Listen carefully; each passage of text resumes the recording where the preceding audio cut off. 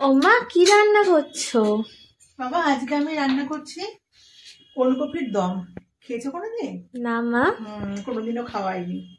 এই যে আমি ওলকপি নিয়ে নিয়েছি ডুমো ডুমো করে কেটে, আর তার সাথে আলুর দমের মতো আলু কেটে নিয়েছি দু টুকরো করে করে। আমি এবার গরম জল বসিয়ে দিয়েছি।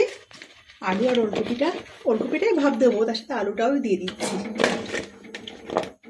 একটুখানি ভাপিয়ে নেবো, কারণ ওলকপি থেকে না একটা কিরকম ভটকা ভটকা গন্ধ বেরোয়, তো ভাপ দিয়ে নেবো। তার সাথে আলুটাও দিয়ে দিচ্ছি, নতুন আলু তো সেদ্ধ করতে সময় লাগে। এবার এর মধ্যে দিয়ে দেবো একটুখানি লবণ। এটাকে ঢেকে দেবো 5 মিনিট, এটাকে একটু ভাপিয়ে নেব। আমি এখানে মশলাটা রেডি করে নেব। আমি এখানে নিয়েছি 5 কোয়া মতো রসুন, আর 2টো কাঁচা লঙ্কা, আর একটা টমেটো। এগুলো বেটে নেবো, আর পেঁয়াজটাকে কুচিয়ে নেবো, আর 2টো লঙ্কাকে আমি চিড়ে নেবো। ওটা ভাপ দিয়ে নেওয়া হয়ে গেছে। আমি কড়াইয়ে তেল বসিয়ে দিয়েছি। তেলটা গরম হলেই আমি জিরা, তেজপাতা, শুকনো লঙ্কাটাকে একটুখানি ফাটিয়ে নিয়েছি। আমি ফোড়নটা তেলের মধ্যে দিয়ে দেবো।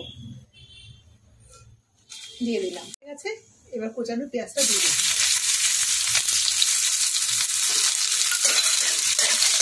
পেঁয়াজটা একটুখানি হালকা বাদামি করে আমি একটু ভেজে নেব।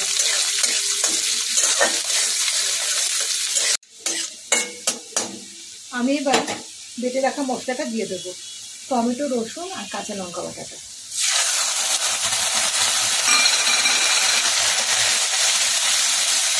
এবার এর মধ্যে দিয়ে দেবো পরিমাণ মতো হলুদ।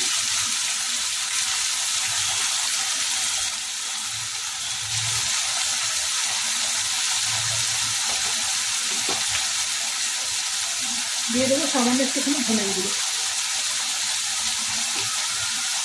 আর কালারের জন্য দেবো একটুখানি কাশ্মীরি লঙ্কার গুঁড়ো, সামান্য একটুখানি। একটু কালার না হলে রান্নাটা ভালো লাগে না, সাদা সাদা কাঁচা লঙ্কা রান্না তো সাদা সাদা দেখতে লাগছে। এবার দিয়ে দেবো পরিমাণ মতো লবণ। আমার যেহেতু ওগুলো আমি লবণ দিয়ে ভাপিয়েছি, তাই লবণটা আমি মশলার মতো দেবো, খুব বেশি দেবো না। দিয়ে আমি এটা 1-5 সময় ধরে আমি থেকে কষাতে থাকবো।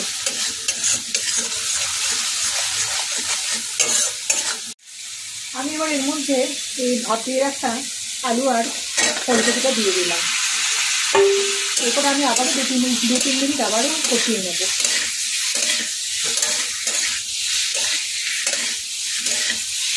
কষিয়ে নেওয়া হয়ে গেছে। আমি এর মধ্যে এবার জল দিয়ে দেবো। জল দিয়ে আর একটুখানি সেদ্ধ করবো, কারণ একটু তো ভাপিয়ে নেওয়া, সেদ্ধ তো হয়নি, সেদ্ধ করবো। অল্প করে জল দিয়ে আর 2টো চিড়ে রাখা কাঁচা লঙ্কা দিয়ে আমি এটাকে ঢেকে দেবো।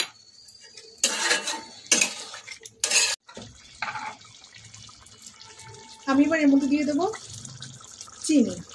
চিনিটা না আমার গুঁড়ো করাই রয়েছে, কেকের জন্য চিনি গুঁড়ো করা হয়েছিল, সেটাই আমি এখন ব্যবহার করে নিচ্ছি। পরিমাণ মতো চিনি দিলাম, আর দিয়ে দেবো গরম মশলা। এটা কিন্তু আমার বাড়িতে তৈরি গরম মশলা।